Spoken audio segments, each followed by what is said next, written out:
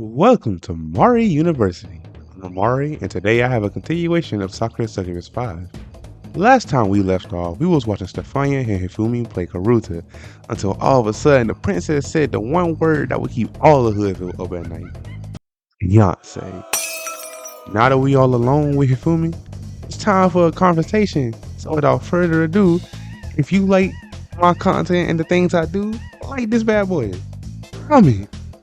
If you hate it, I want to hear that too. I'm a hater myself. You might put me on game. Hey, and if you really want to take it a step above, comment butterfly. You know what I'm saying? No reason. Just do it because I said so. Without further ado, let's begin. This being the case, Hifumi and I soon find ourselves strolling arm in arm through the palace's expansive gardens. Hifumi's head is resting upon my shoulder, and her arm is looped through my own.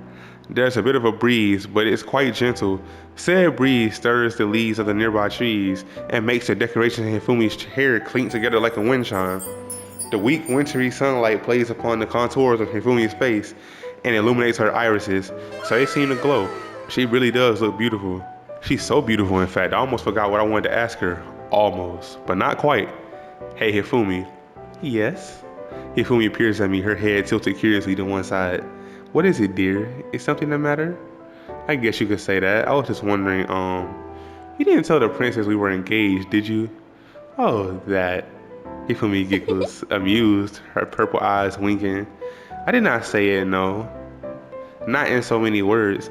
I had no desire, you understand, to further the flames of discord after my announcement on national television. So this is something Stefania assumed?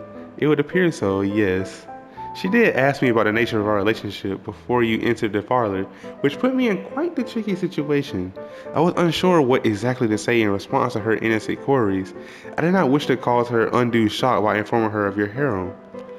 Were she to discover you were seeing multiple women, I fear she might be quite perturbed. As a princess, she is very sheltered, and she knows precious little of the outside world. Wishing to be considerate, I stressed only that you and I had been in a loving relationship for almost a year, and we were very close. I told her that you were my beloved, and that I could not countenance life without you, and well, Hifumi smiles bashfully. She must have surmised from my praises that you are my fiancé. I did not care to correct her on the matter, not when she sounded so very pleased for us, so I chose instead to humor her in her little misunderstanding. I only hope I have not caused any offense. No, it's fine. I'd never be offended by the thought of marrying you, Hifumi. I consider it an honor in the fact that we were engaged. Truly? Of course. I smiled and pressed a quick, fleeting kiss against Hifumi's cheek. I used to be self-conscious about public displays of affection, but since spending so much time with my harem of succubi, I've become more open to the idea. I've been kissed and embraced in public so often, engaging in such acts myself shouldn't hurt from time to time. Besides, it's not like there's anybody else in the garden to see my closeness with Hifumi. We're quite alone. I wouldn't discount the idea of one day being your fiance, but that would cause all sorts of complications. I can't marry you on the sly, behind the others' backs. It wouldn't be fair on them. I just need to announce my intention beforehand. I know they'd be jealous though. If possible, I'd like to marry all of you. Here I sigh, but polygamous marriages aren't allowed in Japan. Our relationship wouldn't be recognized, which would kind of defeat the point. A traditional wedding service would be nice, I agree, yet it is not a necessity. We can always marry in spirit. Symbols can have just as much meaning, if not more, than an inflexible old-fashioned letter of the law. Japan is not the only country in the world, however, where marriages can be officiated. Such weddings may not be legal where we live, but in other more open-minded countries. Hifumi presses her body closer to mine, a pensive smile playing about her pretty face.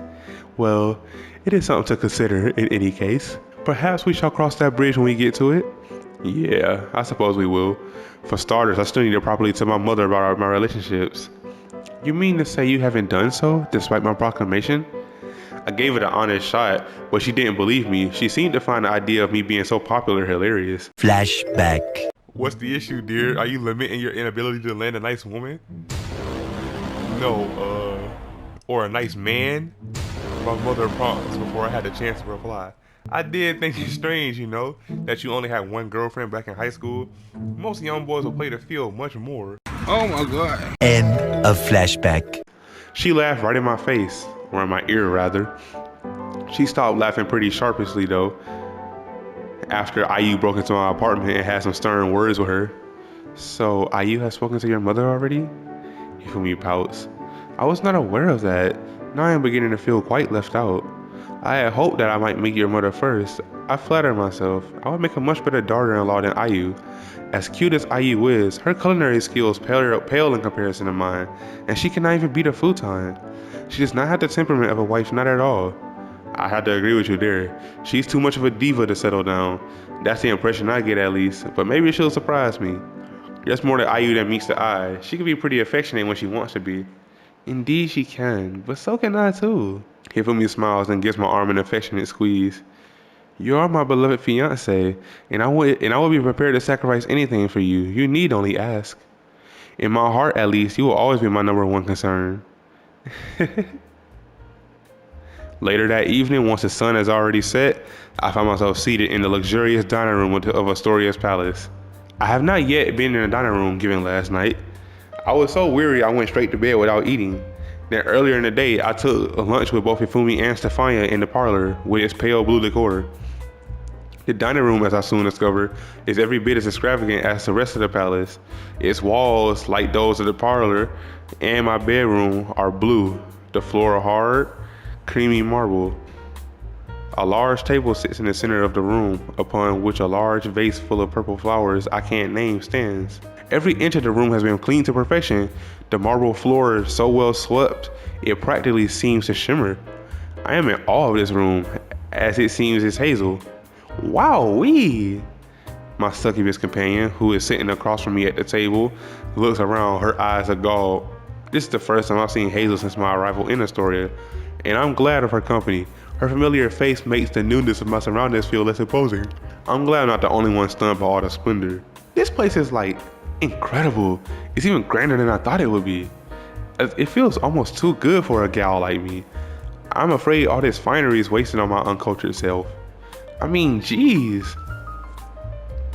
Hazel picks up one of the forks for further inspection, her eyes wild like goose eggs. Are these like solid gold? Don't be silly. Marina, who's sitting beside Hazel, rolls her eyes. That would not be at all practical. Solid gold is heavy and can easily tarnish. It is more likely the coterie is plated instead in gold leaf. Gold leaf, is it? I guess that makes sense. Sorry for being a dope. I'm just not used to all this finery, you know? I'm so not a showy girl, even if you are. I feel way more at home in the gym or in the pool than I do in posh places like this. I'm starting to get the shivers. Oh dear. Stefania, who is of course sitting at the head of the table, frowns. You aren't cold, are you, Miss Williams? I know it can be quite chilly during this time of the year and your clothes are well... Stefania glances at Hazel's exposed stomach and the muscles which ripple beneath it and flushes. They do not seem the warmest. Would you like Lizzie to fetch you a blanket? It might help alleviate your chills. What? Oh no. Hazel smiles, abashed, and shakes one hand in Stefania's direction. That's alright, Steffi. Steffi? Is she that familiar with the princess already? It's very Hazel, I guess, to give people silly nicknames, even princesses, but it seems a bit too informal. I wonder how Elizabeth will take that. She seems pretty serious. I glance over to Elizabeth, Stefania's indefatigable maid, who is standing at her mistress's side, but to my surprise, she doesn't react to Hazel's over-familiarity. Maybe she's less stuffy than she appears. I'm not actually cold, it's more of a figure of speech. If I'm shivering, that's because this place is so incredible, I'm in awe. Oh, I see. That is a relief, I suppose. Stefania smiles hesitantly. I would hate for you to be uncomfortable. As a valued, treasured guest in my home, I want your stay to be a pleasant one. I'm sure it'll be pleasant enough. How can it not be when you're so attentive? This is a lot to wrap my head around. I'm not used to fine dining like Hifumi or Marina here, but I'm sure I'll get the swing of things eventually. That's the spirit. I am certain that with a bit of practice, you will be quite at home, even in an elegant setting such as this. Do you really think so? Marina arches one neatly plucked eyebrow. I have a few doubts myself. There is nothing about Hazel I would call elegant. But no matter. If she makes too much of a nuisance out of herself, I will not hesitate to set her straight. Marina shoots a warning look in Hazel's direction, which makes her flush. Hey, what's that supposed to mean? I'll be good as gold, you see? I'll hold you to that. No. Marina bows her head before Stefania. Please forgive us, Your Highness, for talking at such length at your dinner table. Our entrees will get cold. Shall we commence with our meal? Oh yes, please help yourself. And do let me know if you want seconds. The cook always makes too much food and I can never finish it myself. I am most gratified to have guests over. There, you see, Marina? Steffi's happy to have guests over, me included. You're getting your panties in a bunch about nothing. Please. Marina rolls her eyes. Stefania, who had a spoonful of soup halfway to her lips, sputters at this. Oh, my lady, are you alright? Elizabeth bends by Stefania's side and pats her back. Would you like me to fetch you a glass of water? Oh no, I'm alright. Some soup must have gone down the wrong way, that's all. This is nothing for you to fuss over, Lizzie. I would rather you tend to our guests instead. Very well. If that's what you would prefer, then. Elizabeth gives Stefania's back a consolatory rub, then scans the table once more. Hifumi is elegantly sipping at her soup, while Hazel and Marina are engaged in a lively debate. I don't want any part to play in it. I'd rather eat my soup silently like Hifumi, but alas. Hey, Hiroki, what do you think? I look at Hazel with some trepidation and reply, my soup spoon still pinched between my fingers. About? Which of us do you think is most appealing? Does it matter? Marina, who's rather too mature for such a conversation, sighs. Hiroki is quite fond of the pair of us. We've no need to fight for his affections knowing this. Clamoring for further attention is childish, and it is uncouth, moreover, to discuss one's underwear at the dinner table. Can you not see you're making the princess uncomfortable? Oh no, I'm quite alright. Carry on as you were. I wouldn't want to come in between your conversation. Besides, it is rather interesting listening to your conversation. I have been cooped up in the palace for so long, I have no idea how underwomen communicate. Trust me, other women are not half as so brazen as Hazel. She's a law unto herself. So you say, but now Hiroki, what do you think? Which of us do you think is the hottest? Well, talk about a loaded question. I doubt Hazel will let me squirm out of this inquiry with a mealy mouth. I think you're both attractive, but it seems awfully worked up for some reason. So I guess I might as well bite the bullet. I inhale and then I like Hazel, I ain't gonna cap. Marina bad though, but that little, you know what I'm saying? I'm above you, I am royalty type vibe isn't really my kind of thing. Stefania, she just looks like a little child, bruh. They say she's 21 and all that, and she's attractive, I guess, but I'm just not into the lowly type character, so I gotta go with Hazel on this one. I like athletes too, so I like athletic girls, tomboyish kind of girls, I suppose. Yes, I knew it. I really am the best, aren't I? Your eye is discerning as always, Hiroki. It's no wonder you're such a great cameraman. Thanks, buddy. I owe you one. Hazel nudges me in the side with her elbow. I think she means this to be a congratulatory gesture, but hey! My right hand, which is still gripping my soup, twitches, and then, oh no! As if in slow motion, my spoon slips from my fingers. It arcs to the floor, hitting it with a metallic clang, but not before in the process staining my thighs with soup. It's a good thing my soup was only lukewarm, else that might have smarted. This unpleasantly sticky sensation, however, is hardly welcome. My pants are gonna get ruined. What a pain. I reach for my napkin, meaning to dab myself dry, but look at her fine and Elizabeth on the damn job, on the scene. Look at her. Look at her looking at us though. That's what's kind of funny about it. And she immediately flew to that man's lap, ain't it? To go clean him up. Shoot. Not to worry, Mr. Ogazawara. I would be more than happy to aid you. Before I'm able to do so, Elizabeth appears by my side, a damp towel in hand. Now, where did she pull that from?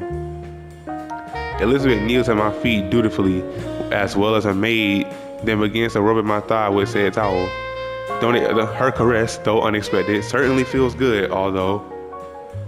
With dinner finished, I decided to retreat to my bedroom to spend the rest of this evening relaxing.